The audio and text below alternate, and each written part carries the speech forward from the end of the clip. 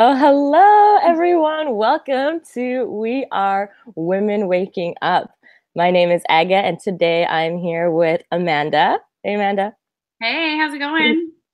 Good. We are literally waking up. It's morning time here. I'm in Vancouver, Canada, and you are in. Santa Cruz, California. It's so nice and sunny outside. It's like I want to be outside, but it was almost too bright, to be honest. Well, it was starting to get sunny here and springtime, and then it snowed. So Nice. reality check. It's winter. Okay, so today we're going to be talking about the mind controlling fungus that nearly everybody has, but nobody knows about. No one's talking about it. If you go to your doctor and ask about this fungus, they're going to think like you're crazy. You're overacting, you're hypochondriac. It's, you don't have this fungus. It's actually this, and they'll prescribe some sort of drug for you. So it's a really incognito condition that's really quite simple to fix. But if it's not fixed and it allows to progress in your body until it goes systemic, it can cause a lot of problems. Everything I've seen, type 2 diabetes reversed. I've seen like lifelong high cholesterol reversed, breast cancer, stage 4 breast cancer reversed. People lose 40, 50 pounds, fibromyalgia, depression, all of that gets lifted when they address this silent fungus living in the gut and in the body. And it's none other than Candida.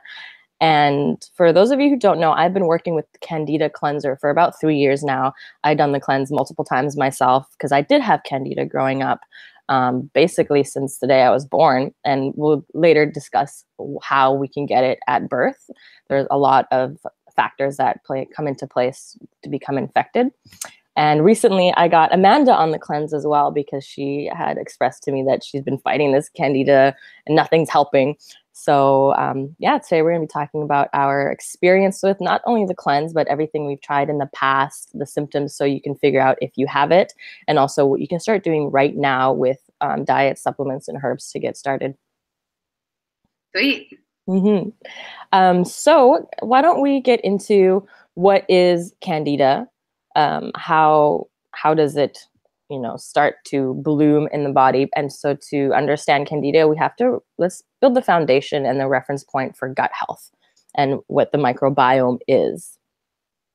So me and Amanda, we both are gut gals, gut experts. We actually met in India, totally geeking out about the gut and sauerkraut. We were both making sauerkraut because we had some sort of Indian parasite. We're just like, oh my gosh. Yeah, I think that, I remember actually meeting you and the reason you were telling me, I was telling you that I had this skin condition and I wasn't exactly sure what was causing it. And I was attributing it to leaky gut. And you had told me about MMS and some other things. And then you had told me about Candida Cleanser. And at the time I was living in India with no intention to return back to a place where I could get the Candida Cleanser sent to me. But I remembered like looking into it and looking at your website and looking into the Candida Cleanser and be like, this is what I need, and not being able to have it. And I remembered cleaning up my gut, understanding how the skin is just a reflection of what's going on within, not only with your biology of your gut microbiome, but as we were speaking earlier, your mental, emotional state as well. And of course, stress has a lot to do with that. And yeah, I remember kind of diving deep into this understanding of healing the gut helps to heal the skin. And I did that. And then lo and behold, it came back, the sneaky little bastard, not that long ago. And that's when I definitely knew that I had Candida, and I was able to reach out to you, the Candida expert. And I think a lot of people here who are watching this, I think Candida is kind of coming up onto the radar, especially in the functional medicine system world now, but there's still so much that it's like, what is this mystery fungus? And I know that out of all people that I go to, I have certain people that I go to for certain things, and you are by far, I believe, the Candida expert in my world. So I think that the listeners would definitely love to learn more about kind of what it is and how it gets there and how it gets overgrown and all those good things. Yeah. So basically your gut is home to 100 trillion bacteria, and then along with funguses, bugs, parasites, viruses, but naturally they would all live in a symbiotic relationship. The yeast, it's like the janitor in the body, Candida yeast. You know what? I'm going to take it back even one step further. So we have this gut microbiome, and it's living in our digestive system, in our colon, in our large intestine. There aren't so many bugs in the small intestine. It's meant to be more bacteria free, and there shouldn't really be any bacteria living in the stomach. But what happens is our intestinal tract is one cell thin. It's like microscopic, and it's this lining in the gut that protects us, the inside of our body, from the outside world. We're like this giant, basically tube, right? From mouth to anus, it's it's still the outside world. And so what's protecting us is one cell. And it's the gut bacteria that actually build, they're like the construction workers. They repair the cell lining, and our food feeds the bacteria. And they also, science is beginning to dig into the gut microbiome. It's like another organ. There's a whole other enteric nervous system in your gut, nicknamed the second brain.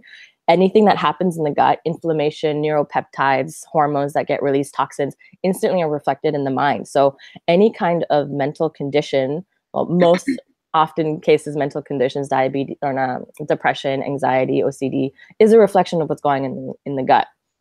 And what begins to happen is Candida yeast is the janitor in the body. It will eat dead tissue in the body as cells, have their turnover of their life.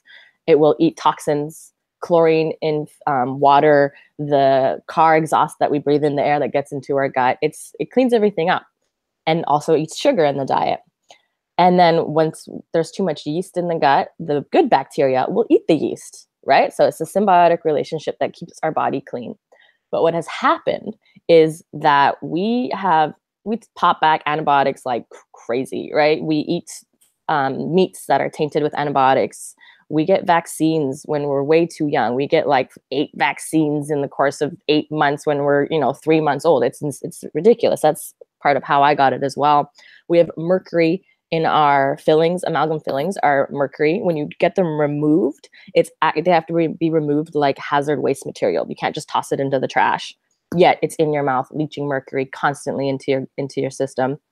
And plus the sugars that we're eating. We are carbivores. All we eat these days is like bread and rice and sugar and fruits. It's just like we're addicted to sugar. So what happens is the good bacteria deplete in numbers, and then there's nothing to eat the yeast. And this is where Candida is totally misunderstood. It is dimorphic, meaning it changes. It has the ability to morph. In its yeast form, it can be handled through diet. I can just start eating less sugar, eat more probiotics, eat some herbs, and we'll kill off the yeast. And often, women will get a yeast infection. But what happens is when it's dimorphic, it grows, it proliferates to a certain capacity, and it changes and it turns into a fungus. When it's a fungus, it is like a tyrant in the gut. It begins to grow a shell made out of chitin. And chitin is the same stuff that a lobster exoskeleton's made out of, cockroach, ticks, fish scales. It's this really hard material that the body can't get through. The immune system cannot get through this exoskeleton of the chitin layer of the fungus. And then it grows hyphae, these roots, and it begins to penetrate your gut lining, which you remember is only one cell thin. Then it's in the bloodstream. Then, like fungus does, releases spores. These spores can travel through the blood and set up camp anywhere. It can go in the skin. So a lot of times when you see eczema or psoriasis or pussy hives, it's like this fungus living in your skin.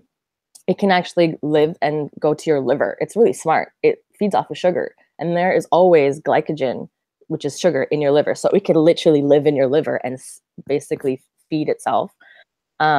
So not only is it growing this exoskeleton that the body can't get through, it's penetrated your gut. Now your feces, anything that's in your intestines that's supposed to stay outside of your intestines, is now leaking into your bloodstream, going in, passing the blood-brain barrier. So not only are you dealing with a candida infection, you're dealing with everything that leaky gut comes with. Candida now releases over 180, I believe, toxins constantly. One is acetaldehyde, which most people aren't familiar with. But if I say hangover, we've all experienced a hangover. You get a headache, you're fatigued, kind of like sometimes you're nauseous and dizzy. It's because of the breakdown of alcohol turns into acetaldehyde, and acetaldehyde is 100 times more toxic than alcohol. And, we say it all, like back in my party days, you take a couple shots and be like, oh, my liver's going to hate me in the morning. Everybody laughs, and like, that's the kind of strange culture we're in these years. We pollute our body and we laugh about it. Well, Candida is like being hooked up to a microbrewery 24/7. It's constantly leaching acetaldehyde into your system. It releases gliotoxin, which is like a heat-seeking missile nuke that attacks your immune cells, and it attacks your healthy liver cells. So now your immune system is being attacked. Your detox pathways are being attacked. Your blood is contaminated with toxins, and you're dying. Candida fungus Candida yeast transforms into a fungus after we die, and it's meant to decompose our body. But if we're still alive and we've become so toxic and we've allowed this fungus to grow, it's literally like it's eating us from the inside out. And people who are in stages 3 or 4 of Candida infection feel like they're dying. I had this one client recently who no one would believe him. He's like, I think I'm dying. And the shrinks were like, there's nothing wrong with you. The doctors couldn't find anything. Families are like, you're just a hypochondriac. But this very real thing was eating him alive. So that's Candida in like a short little snidbit. The apocalypse is coming and we didn't know it was fungus. Yeah, and so it actually can grow like a secondary nervous system in your body that controls your behavior and your outlook on life. And this is where it gets really fun. Your gut bacteria produce a lot of your neurotransmitters, like 95% of your serotonin, which is the neurotransmitter of feeling good and joyful and happy, and dopamine as well. I think about like 65% of your dopamine is made in your gut. So how you perceive the world, how you manage stress, your capacity for holding higher vibration emotions is actually directly correlated to what kind of bacteria you have living in your gut. And if you're overrun by fungus, you are going to be pessimistic. You're going to have anxiety. You're going to be fearful, have social anxiety. I had social anxiety out of nowhere at one point, and I realized it was connected to my fungal infection. Yeah, and that's something that I think is so important when it comes to the world of Candida, is that there are so many different, there are so many different normalcies, which like in our society, like stress and anxiety and depression and brain fog. Like I remember way back when I started getting into gut health and started cleaning up my diet, I was so asleep. I didn't really realize that I was sleeping until I started cleaning up things. And then I was like, whoa, this is what it feels like to operate normal. Like I had no idea that I had brain fog until I no longer didn't have brain fog. I had no idea that I was bloated until I was no longer bloated. And it's interesting because we live in this state of like kind of sleepiness, and we don't really realize that we're lacking our vitality because it's become normal, not only for us, but for so many people around us. And I think that, I really talk a lot about how food is the vessel to help us wake up. It's the fuel for our consciousness, and if you have this fungal that's overtaking you and you're continuing to feed this fungal, there's no way that you can really step into your true health and vitality, which I think is what's, often overlooked when it comes to the world of health and wholeness, especially in the realm of trying to heal any sort of dis-ease that may be appearing in the body, especially when doctors aren't necessarily looking at this. They're looking at your symptoms and they're just trying to treat you for the symptom. Mm-hmm. Yeah, like I had recently a friend who I gave the Candida Cleanser to, and he was experiencing gut rot like all the time. Anything he would eat, there was this like big, heavy, dense energy in his belly. And he had habits of, he was severely addicted to alcohol. That's also a symptom, being severely addicted to alcohol and carbs. And he had this habit, this behavior that he didn't follow through with any of his commitments. And he was flaky, right? And, nobody wanted, and anytime someone made plans with him, they're like, yeah, he's not going to show up anyway. He was not committed. He was an artist, played music, but like could not dedicate himself to his music. There was this block all the time. I put him on the cleanse, got him to incorporate bone broth. In 1 week, 7 days, Amanda, the rock disappeared, and the mental fog lifted. He didn't even realize that he was chronically fatigued. And all of a sudden he could see how flaky he was. He started committing. He started showing up. He started being totally present. Like when I started to speak to him, I could see through his eyes, finally, that veil was lifted. And he became completely dedicated to his music and just like lifted off. It's amazing how connected we are to these little mini microbes in our ecosystem and also our food, how important diet is. Yeah, absolutely. Something that I think that too many people just accept normalcy. You know, they just accept that like, oh yeah, I've had ADD or I've had ADHD. And I see it with my clients as well. Like there are certain people who you might think that you're operating at your most optimum level, but it isn't until you like make these, you know, bio-individuality. You and I talk about this all the time. It's not one, there's no one diet or one thing fits all.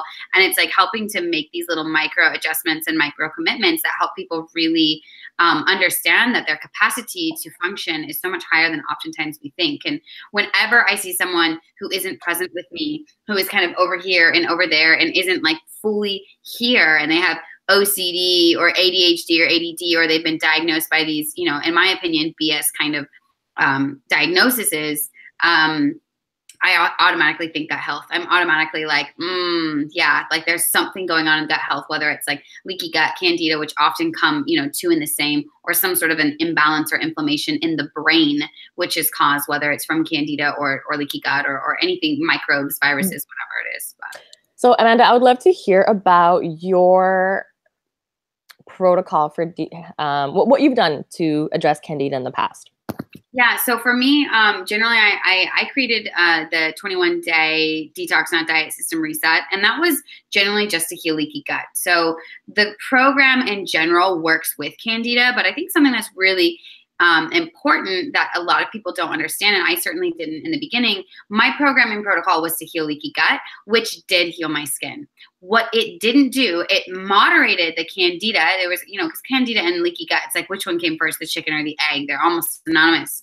And I think what happened for me was my detox is very sugar. You know, a lot of people go on these Candida diets, and what they don't understand is, like you said, the Candida diet will moderate your symptoms, but the moment that you start eating any sort of, you know, fructose or even sugars in any form, like for me, I went to Central America and started eating corn tortillas, and that is kind of what spiked it again, then the Candida is going to come back. So I did, you know, my full detox.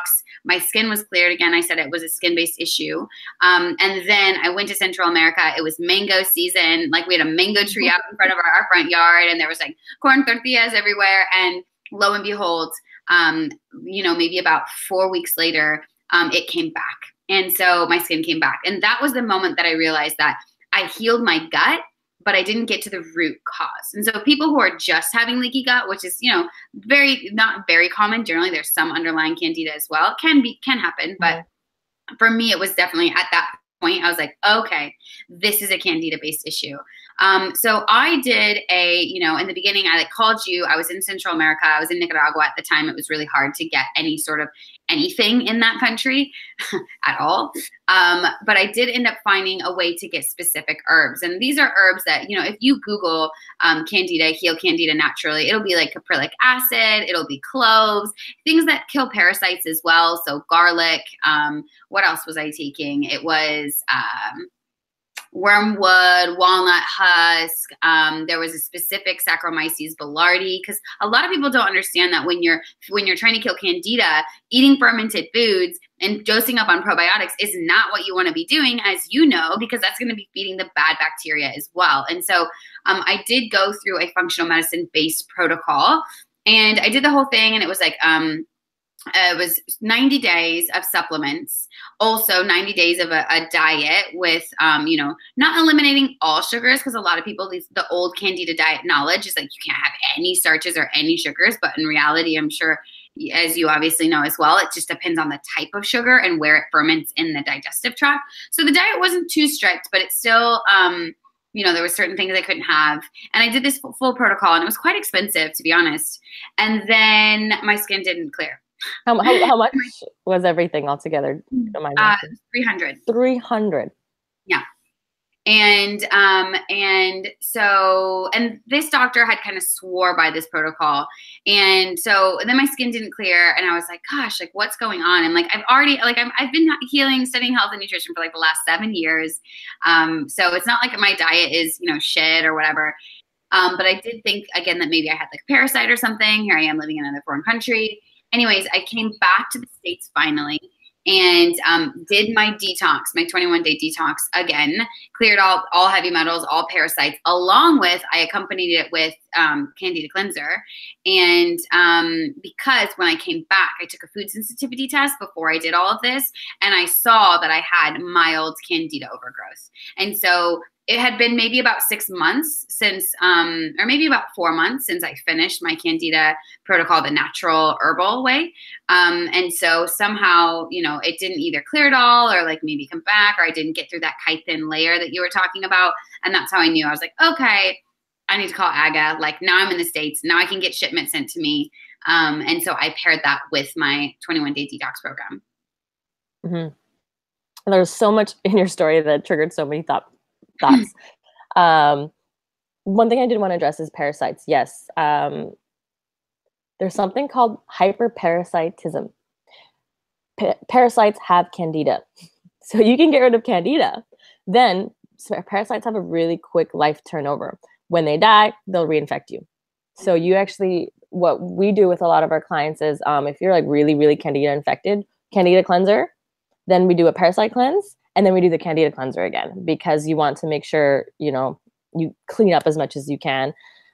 So yes, parasites is a huge one, especially we've traveled third world countries and, developing countries, Nicaragua, India, Thailand, Vietnam, Peru, Ecuador. I've had so many parasites that when you go to actually clean up the gut, it's hard work. It's not like I'm just going to not eat sugar for 3 weeks and do a detox and I'm healed. Sorry, it doesn't work like that. Yeah. And like I said, if you don't have the proper gut bacteria to rebuild the cell lining, you can be eating all the bone broth, but it's not going to help. Yeah, you got to get to the root cause. And I think that's a lot of the practice that we do, working with parasites and heavy metals and getting to the root cause of what's causing the inflammation, whether it be Candida or specific foods that you're sensitive to. And for me, when I took the food sensitivity test, there were 2 things that I was like kind of surprised by. Number one, I was highly allergic to almonds, which was like really heartbreaking for me because everybody's like, oh, peanuts, it's a thing. Bioindividuality, I actually had no markers for peanuts, but I did have allergies for almonds, which was like, I was eating almonds, like I was making almond butter. I was eating a lot of almonds. Anyway, and then the Candida thing. So it's always great to understand like your own bioindividuality and getting to the root cause of everything. Yeah. So here's another bag of worms. So now say we've got leaky gut caused by Candida. Say I've had this for 5 years. Foods that you chronically eat. So that could be healthy. So for example, I'll give myself my recent cleanse coming back from India this summer, because I've done it before, got clean, felt rock solid, went, traveled the world, came back super sick again. Like all my allergies came back. I was waking up with like so much mucus, like string coming out of my eyes, super depressed, bloated, like the stomach distension. And I did the cleanse again, Candida Cleanse, and it was the worst. Not the worst die-off. It was a pretty intense die-off. And I was like, yeah, okay, come out. It's good. if you're experiencing die-off, it means that there's something in there dying. Yeah.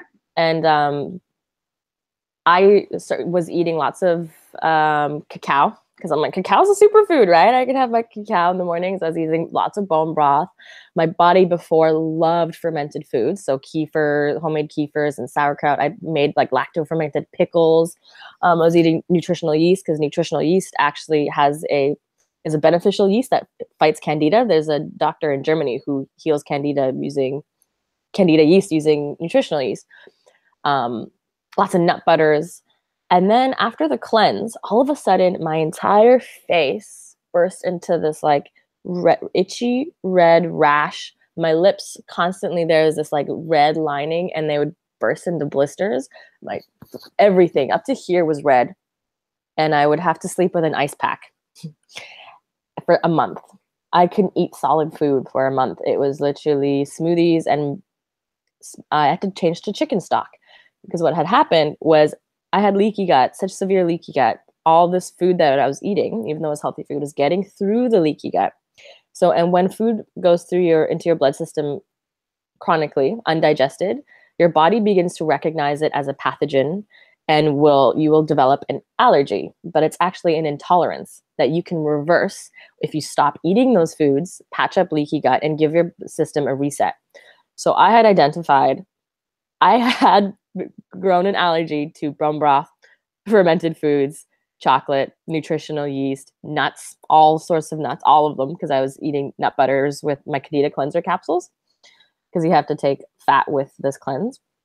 And it wasn't until last month, like 3 weeks ago, that I could eat chocolate again. I could eat nutritional yeast again, and miso. I had developed a intolerance to fermented soy. So it's a beautiful story to your bioindividuality changes every month to month. And know that it's great to get a food allergy test to figure out what's an allergy and what's an intolerance, because intolerances can be reversed with a bit of work. Mm-hmm. Mm-hmm. And heavy metals. There's a Candida. Do you know how I mentioned it's the janitor? So say like in India, I noticed a lot of the food was contaminated with heavy metals. I came back and got a hair tissue mineral analysis, and I had lead, cadmium, arsenic, like all mercury, all these crazy metals. But before, a year ago, I was totally clean. So how we can get metals is not just from the water contamination, but the car exhaust, everything that's in the air comes back down onto the soil. So even if you're eating organic, there could be still metals in the soil, especially in polluted countries. And Candida will eat heavy metals for you, like the Candida yeast, and it will hoard all these metals. So when you go to detox, it will release the metals. And if you release too fast, too quickly, your body will then pull them in and hold them in the liver or in the kidneys, in fatty tissues. So you have to be really careful that you're also taking things that help chelate and actually bind with something like activated charcoal, zeolites, or pectosol C will help bind with these metals and pull them out of your system, where I failed to do that. I wasn't doing it enough. So these heavy metals were being detoxed out of my body, but then also hoarded at the same time into my liver. Then my liver couldn't function, and then my detox pathways were suppressed, and everything was coming out of my skin. Mm-hmm. So when you're in these higher levels of infection, it's a lot of work. You're dealing with leaky gut, food intolerances, heavy metal toxicity, adrenal fatigue. So you have to really be aware. And I think that so much, like, you know, we live in the information age. And I know when I was first starting to study health and nutrition, especially holistic medicine, it was frustrating, because you look somewhere and it says something, you look somewhere else and it says something else. And especially for people who don't have the trained eye and don't know what to look for, even studies like this study from New York Times said this, it's like, yeah, but who funded it and who backed it and what were the variables that they let out, and how do you know where to find those good resources, and how do you know what's true and what's legit and what's not? And I think that that's where, when you're dealing with these, when you're really serious about getting better and you're really serious about taking your health and your vitality, your mental clarity, like if you are really ready to not just live but thrive, getting a health professional in the field that has studied, you know, the gut and Candida or whatever it is can really help you weed out all of the, you know, the BS that's there, that people are just trying to sell you a gimmick or a product or a program. And I think that's something that you know, both you and I preach a lot, is this understanding that, look, we have tools to help you in your health and vitality, but ultimately it's a lifestyle. Like everybody on the podcast, you, Aga, Sarah, you, Lauren, Sarah, we all have, this is our lifestyle now. Like this is something that we had some sort of, you know, ailment or issue, and we realized we accepted it, took responsibility, realizing that it was our lifestyle and our patterns and choices and habits, even in our mental and emotional state, that has created us to where we are. We can change it. And in order to not fall back into those places, we need to continue to make better lifestyle choices that continue to help us progress in, better health and optimal vitality. And I think that's something, any place that you listen to, if they're like, oh, just take this pill, whether it's for weight loss or whether it's for Candida or whatever, it's not a quick fix. Like we have to realize as human beings, like, number one, we need to get help when we need help, when we need an expert. Like I called you, I was like, Candida expert, Aga, hook it up, let me know, what am I missing here? And we also need to realize that it was us that put ourselves there in the first place. And the only way that we're going to prevent, preventative medicine is like holistic medicine, not going back into the same space, is by actually taking action and creating a lifestyle around detox and putting healthy things into our body and listening to our body, something that I think is so important. And something I wanted to even ask you about as far as Candida, like for me, I know we were both vegetarians, way back when, and I think that for me, there was signs and symptoms within my body that my body wasn't getting everything that it needed, and I ignored it. I wasn't, they were like, oh, it's just anemia. Yeah, I'm slightly anemic. Well, doctor says that it's normal. It's not normal. And like, there were little things like my fatigue, I had slight fatigue. There are little things that we just kind of surpass as normal until it gets to the point where our body, has to hold us and shake us and say, hey, wake up and listen to me.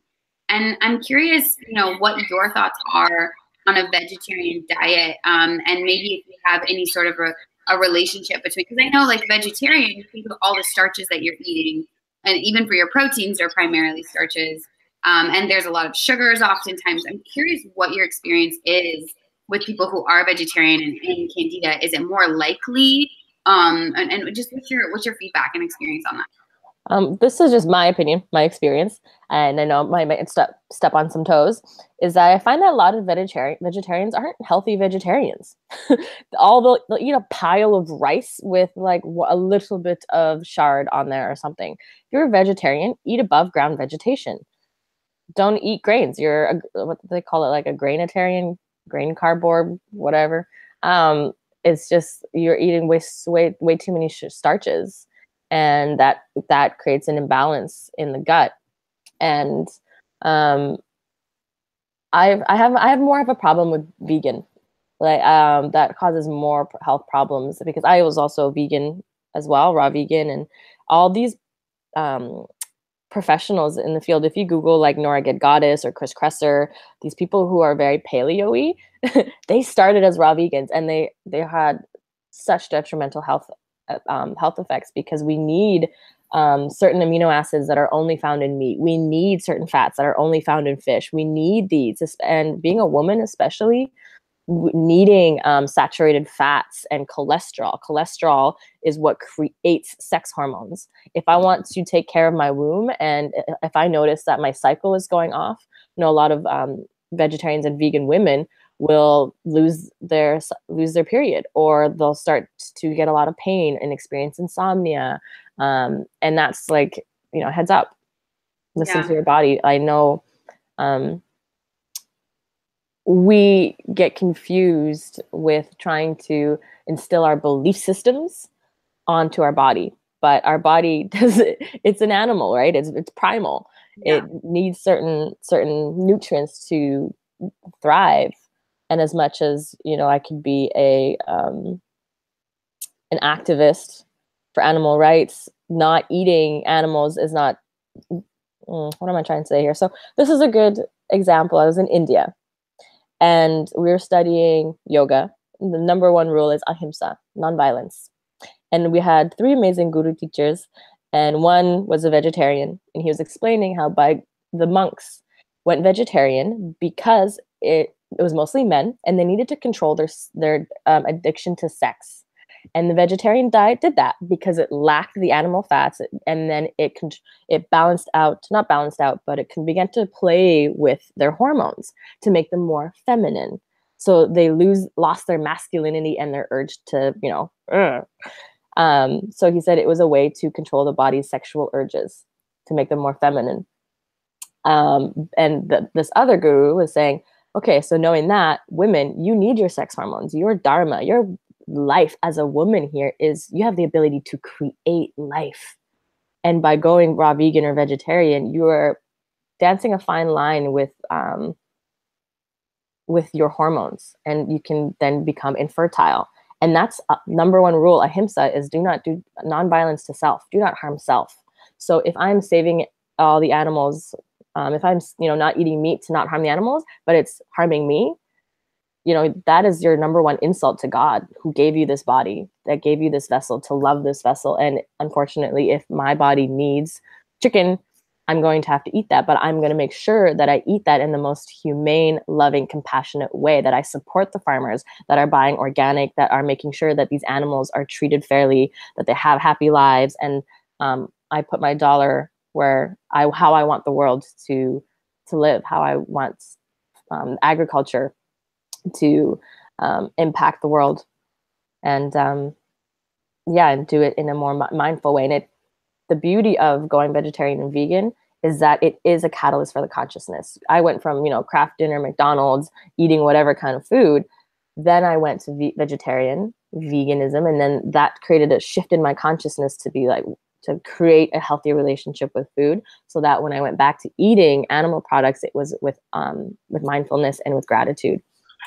Yeah, I feel the same way. And I think that that's something that a lot of people end up on that journey, especially a lot of our health coaches. I know that, Lauren's journey was very similar. I think even Sarah's journey was very similar, was this idea that, you make the shift in the beginning, you're trying to be healthier, you go vegetarian, you go vegan, then you start to kind of realize that there's a lot more that maybe you didn't realize in the beginning, and it starts you on this journey. So. Yes. Food is also such a personal topic. Like, people get so triggered. It's insane. True. It's very true. So back to Candida. I wanted to hear about your process, this cleanse. So basically, I'll give a little background, because we've been talking about it and not really explaining what it is. So this chitin layer of Candida, there was this company, pharmaceutical company, actually, about, I forgot how many years ago, 30 years ago. They invented a compound that was a chitin layer inhibitor. It's an enzyme that stops the organism from creating chitin. And since there's nothing in our body that makes chitin, it's totally benign to the human. It's non-toxic. It doesn't get processed by the liver or the kidneys like a common diflucan that you would get from your doctor if you do have a fungal infection. It's really terrible on the liver. So basically, they invented this compound, and they did animal studies, and it killed Candida 99% of the time. And the scientists were like, wow, this is insane. This is crazy. And so they patented it, and then they submitted it for review for the company. And then the company basically did their own private tests and were like, we didn't get the same results as you, so we're not going to release it. And they hid it in a patent, locked it away. A few years later, they forgot to pay the patent fees. If you go to Google and find the patent document, they just forgot to pay the fee. So it was released, and it was now available to the public. And so what they found, that you can feed it to cats, horses. It was released for veterinary use. So if your cat got Candida, you can go get lufeneron, and it would, help your cat. It would help your horse. It was used as a pesticide because ticks, again, have chitin. And so I believe in Thailand, they started to use it on humans. And then if you go to the Thai spas, Candida spas, it's readily available there, and they make pharmaceutical grade lufeneron, not the pesticide grade, because that stuff's dirty and cheap. And they found that 99% of the time, anyone who has a Candida infection gets cured. And so this is where it's kind of this gray zone. It's patented, developed by a pharmaceutical company, but it's not FDA approved.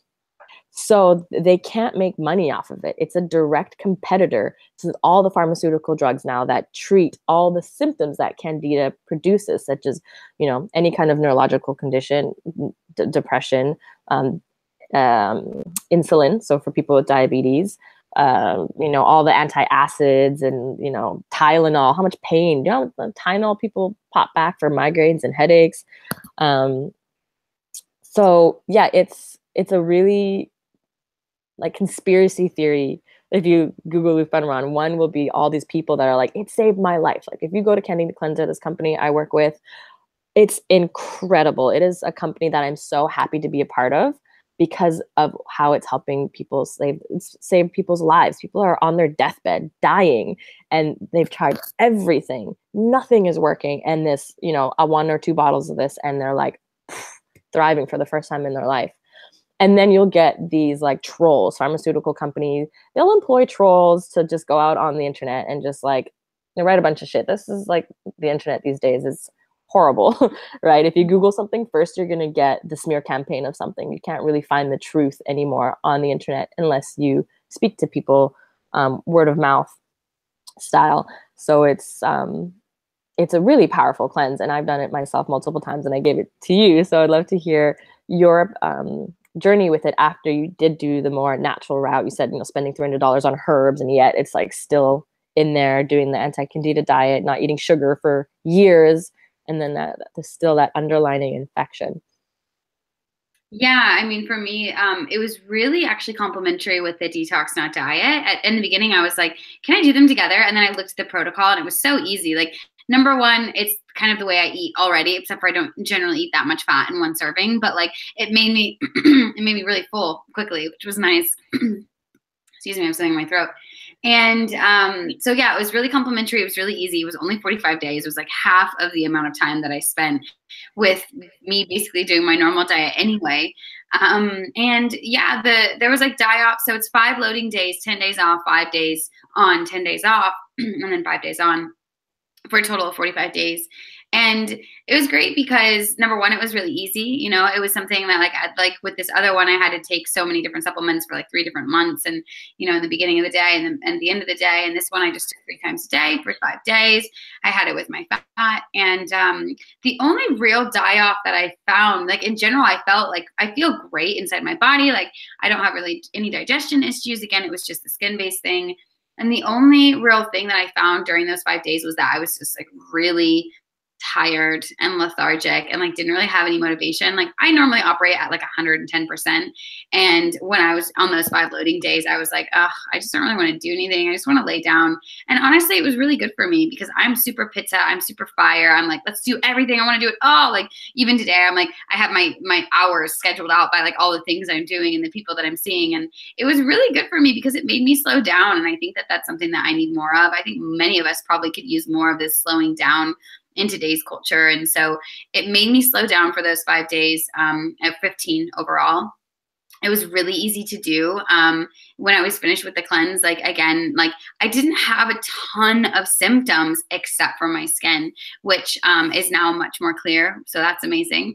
And it's something that, like I have clients who come to me with leaky gut and they also think that suspect they have Candida. And I do think, the heavy metals and the parasites is so essential, which is why I had the 21-day detox and adding in the Candida Cleanser. It just goes so well. It's so much easier than, a 90-day protocol and a super strict diet. You still have to be mindful of what you eat. But like, for me, it was easy because I already eat like that anyway. And it was just, it's something that I know people want a quick fix. And it's not a quick fix because you do still have to, be mindful of what you eat and what you're putting into your body.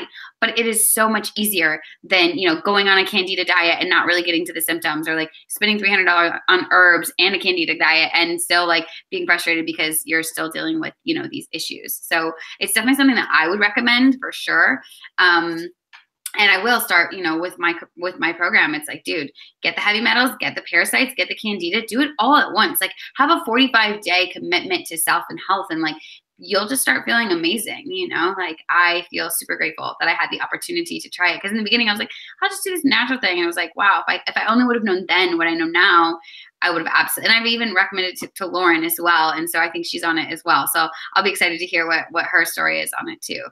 It's Candida, man, like it's behind Lyme's disease, autoimmune conditions, and sometimes people are dealing with these diseases when they can get to the root cause, and that disease just goes away. Yeah, it's amazing, honestly, and I honestly can't speak enough about it because it is. I don't know, it works. Like it works, and it's 45 days, and it's. During those 5 days, I remember Lauren was texting me. She's like, oh my God, I feel terrible, and I was like, just wait for the 5 days. And then like the next 10 days, I felt fine, and then when it's over, you're just like, there's a new, just sense of clarity and vitality, which is amazing. And so lufeneron, to give some more background, is fat soluble. So it needs to be digested and pulled into your system with fat. That's why we have to eat about 14 grams of fat with each capsule, and you take 4 capsules a day. And there's loading periods for your body to soak up the lufeneron. And then over the 10 days, it slowly begins to get released. But when you're loading up, like, it starts killing things. So depending on your level of infection, so how far if it's just in the gut, like if it's transformed to yeast to fungus, but it's stayed in the gut, or if it's moved and migrated somewhere in the body, or if it's just everywhere. Because if it's everywhere, it's just like die off. You'll be in bed, migraines, things will be coming out everywhere. But if it's just that mild chronic kind of little pockets of candida, it'll just feel like, I'm tired. Yeah. Why am I tired? Should I have a coffee? And then you have to remember, oh, I'm cleansing. Oh yeah, okay, I get to sleep. I get to nap. But then again, that being said, there are some people who have like stage 2 or 3 candida, and they experience no die off, just the good stuff starts coming in. All of a sudden they wake up before their alarm clock. All of a sudden they're not craving sugar. All of a sudden their pants don't fit because they're losing weight. So it is common to have a really strong, the detox, how I'd explain is the detox pathways are very clear, and the body's like, yeah, let's get the stuff out. So we don't get inundated with toxins to feel sick. And die off usually happens when an organism is dying and it releases toxic metabolites, and the body can't release them fast enough. So they build up. And that's where we feel a little sick. We can feel like we're coming down with the flu. Some people will experience a return of their past health conditions. So if you have yeast infections, bladder infections, strep throat, ear, sinus infections, or like eczema, that stuff can flare up. And that's just a normal process of die off. And some people get scared and they'll rush to the doctor and get antibiotics. And it's like, no. Like, just let the body release process. Yeah. And that's something that I've been telling a lot of my clients. A lot of clients that I have, they don't understand women vaginal yeast infections. I'm like, you guys, like, that is candida-based, gut-based issues. People who have chronic sinus infections and are constantly having nasal issues, it's like, again, all of the same mucosal linings that line both your vagina and your nose, your nasal passageways, are the same as your gut. So people don't always think or correlate, vaginal health, whether it's bacteria, or vaginosis or yeast infections, whatever, or sinus infections, chronic, issues dealing with, and even runny nose, foggy, blowing, whatever. People don't really understand that, like, that's all gut-based issues. And so I'm constantly trying to tell people and trying to educate people on, like, your symptoms aren't always localized. Just because you have a sinus infection doesn't mean that it's actually coming from the nose. I mean, any sports, even kinesiologists in whatever realm or physical therapists will say, hey, yeah, you might be feeling the pain here, but it's actually coming from back here, or a chiropractor or something, So it's, I think, really helping to re-educate people on their symptoms and how it all comes back to the gut. You and I say that all the time. Yeah. And candida likes to grow in the in the mucous membranes of the body. So it's naturally present there in the yeast form all the time. So that's where you will feel yourself break down at your weakest links. And that's a great first sign that something's out of balance. Yeah. So I'd love to get into tips of, what causes candida, so you can begin to avoid those types of lifestyles, those types of habits. And then in the earlier stages of infection, it's actually treatable with diet. So and herbs. So what you can do right now to start balancing the microbiome, and also, most importantly, supporting the liver, because your liver is your number one detox organ, and your adrenals. The adrenals and the liver are connected together. If you fire up the adrenals too quickly, it will fire up the liver, and the liver won't be able to catch up, and it's just how I got it explained is when, those like street sweepers, and they come in and they like sweep the street, and then dust goes everywhere, and then like it comes back down. So if you take, say, a bunch of like adaptogens and like adrenal supports, because you read online somewhere that like, oh, ashwagandha is good for you, but you're like really toxic and your liver is really sluggish, you take the adrenals, the supports, and the adrenals will begin to fire up, and then dust will be created, and then your liver can't detox it, and then the dust will settle somewhere else in your tissues, somewhere else in your body. Right. Yeah. Well, I was gonna say, what do you do for your liver? For my liver, so I do things like chlorophyll. Oftentimes I do burdock root. I'm really into herbs, so I'll do like burdock root, milk thistle, yellow dock root.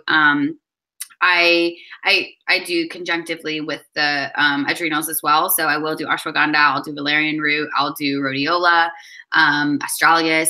All of those things are herbs that I use. I actually do instead of, and I don't do like, a lot of it's not just about the doing, but it's also about the not doing. I don't drink. I hardly drink coffee. You know, I make sure that I'm eating high sulfur foods for phase 2 liver detox, things that have, you know, onions and garlic and brassicas family, you know, any of those things, making sure that I have a lot of that in my system as well. Of course, mushrooms, everybody's on the, you know, the mushroom train of like reishi and chaga and lion's mane and everything like that.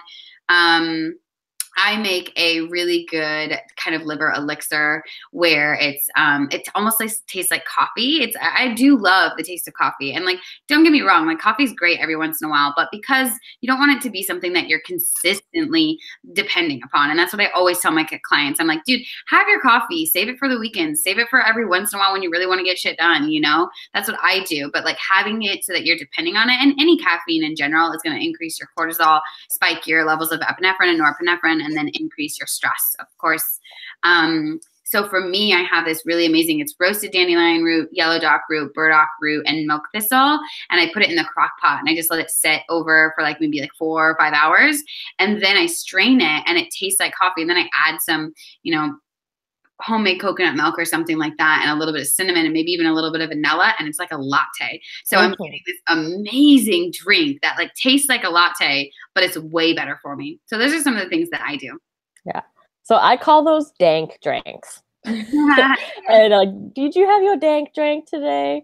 I do the same thing. So for the crock pot, it's like reishi, chaga, astragalus, rhodiola, milk thistle, burdock, and I'll take that and I'll put it in a blender with homemade ghee from grass-fed sources, MCT oil, and I recently, what saved my life, my gut this summer after my whole like explosion of food allergies and candida, was the supplement brand called Great Lakes.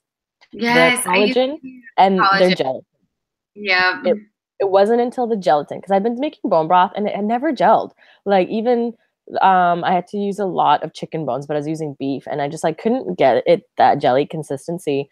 And I just started putting collagen in everything. And the first day that I put collagen in my dank drink, my face instantly, because this is the time I had really itchy skin, it cooled down like by 2 degrees and it wasn't as itchy and the redness actually receded.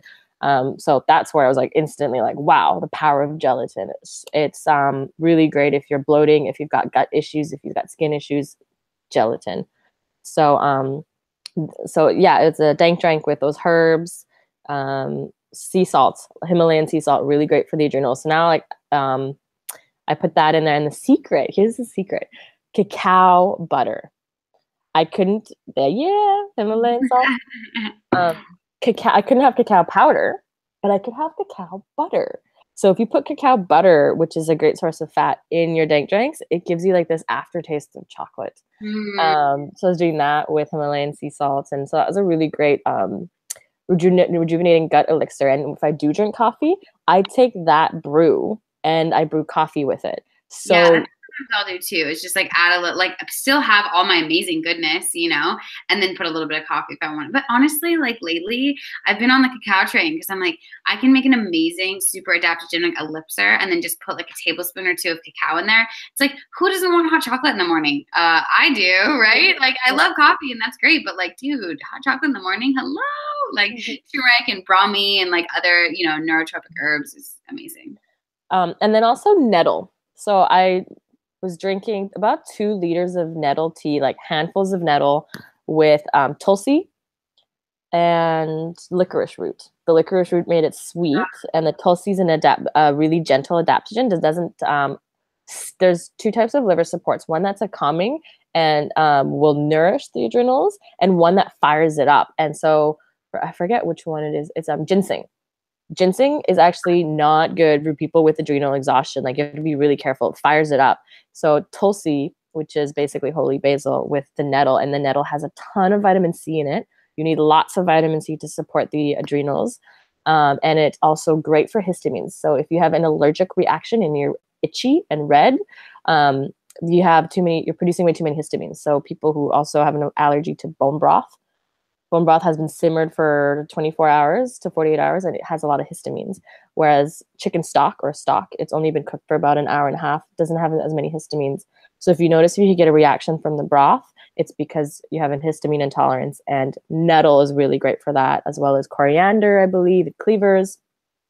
So I was drinking like my dank drink, and then throughout the day, drinking that tea, and then it's so delicious cold. And I'll put camu camu, which is another super high vitamin C food, with chlorella into a blender that I have that I've arranged magnets on, and it creates ormus, especially if you've got chlorella and sea salt in it. And ormus is something that, like, I'll let you guys just Google it because I can't explain it. It's just like I'm still wrapping my mind around this really interesting elements.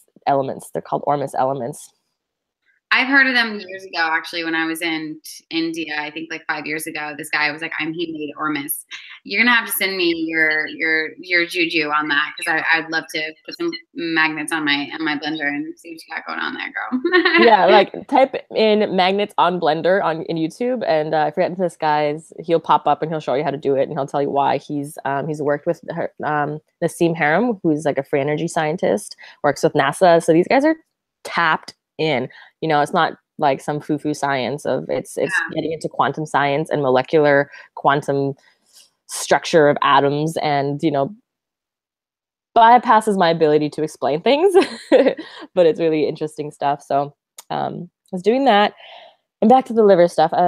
Coffee enemas save my yes, me too, sister. Yes, and they're amazing. It's like, wow, talk about a burst of energy and detoxification. Yeah, so they're used in the Gergen Institute, which is a alternative way to treat cancer. And basically, when you have a candida infection and also cancer, I'll put a pin in it. So they use that in cancer treatment therapy because it boosts glutathione levels up to 700%. And glutathione is your number one antioxidant in the liver that you produce. It's basically like the Hoover vacuum. It goes around your body collecting, heavy metals, toxins. And remember when I said acetaldehyde? Candida produces acetaldehyde. It's a very complex, really difficult compound to detox from the body, and it just saps your glutathione. So with the candida infection, you have like no glutathione in the body. So you, again, can't detox properly. And coffee enemas are a way to boost that immune system. And at the same time, there's a special compound in coffee. So after you get the caffeinated stuff, don't get the detox stuff, and get organic. I believe it's like palmitic acid. There's a couple different types of acids that when you drink the coffee, it basically ruins this acid. It ruins the compound. That's why you need to put it, in the rectum. It stimulates this bundle of nerves right in I believe like in the right side. So you want to lean over onto the right when you put coffee in. And it stimulates your liver to excrete all of its toxins and its heavy metals, and it goes, and then you poop it out. And I would use activated charcoal. I'd take a bit of activated charcoal like half an hour before I would do a coffee enema, so that it can bind with any of those excess heavy metals and help it excrete out the body. And when you are fighting an infection and you're really tired and you've got chronic fatigue, which I had as well, it's such a great boost of energy. All of a sudden you're like, sweet, I can go do work. I can, if you've got a family, you can go take care of the kids. You can, you're like super mom all of a sudden. Yeah. I think it's amazing. I mean, there's so many different ways that we can, you and I can geek out on all of this and ways to detox. And we have so much knowledge to share. We are getting to the hour mark of and I want to make sure that we kind of respect our listeners' time. If there's anything else that you want to share, to kind of wrap up our session here before we continue on. So this is I wanted to share the truth bomb. Oncology, there's a report, I forget what university it is, but back in 1997, they discovered that 99% of cancer patients have fungal candida overgrowth. And it is not the chemo or the radiation or the cancer that kills them in the end. It is actually, kills, a little more respect. It's not the patient does not succumb to the cancer itself or the treatments. It is because a fungal infection gets them.